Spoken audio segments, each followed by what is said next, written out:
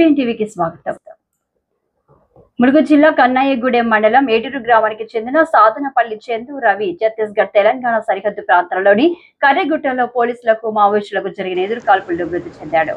కాగా చందు ఇంటర్మీడియట్ పూర్తి చేసి భద్రాచలం మెడికల్ ల్యాబ్ టెక్నీషియన్గా పూర్తి చేసుకుని 2007 సంవత్సరంలో మావోయిస్టు భావజాలాలకు ఆకర్షితుడై మావోయిస్టు బెటాలియన్ డాక్టర్ టీమ్ కమాండర్గా అజ్ఞాతంలోకి వెళ్లిపోయాడు. చందుపై కేంద్ర ప్రభుత్వం 8 లక్షల రివార్డు కూడా ప్రకటించింది.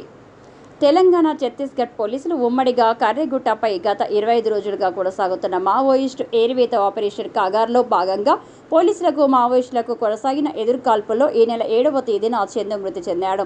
గుర్తు తెలియని మృతదేహంగా వారం రోజుల పాటు పోలీసులు భద్రపరిచారు. నేడు చందును గుర్తించి ఛత్తీస్గఢ్ నుండి చందు స్వస్థలమైన ములుగు జిల్లాలోని కన్నయ్యగూడెం మండలం ఏటూరుకు తరలించి బంధువులకు అప్పజెప్పనున్నారు. చందు మృతదేహానికి ఘనంగా నివాళులర్పించిన కుటుంబీకులు, గ్రామస్తులు అంత్యక్రియలు నిర్వహించారు. చందు మృతితో ఏటూరు నాగారం గ్రామంలో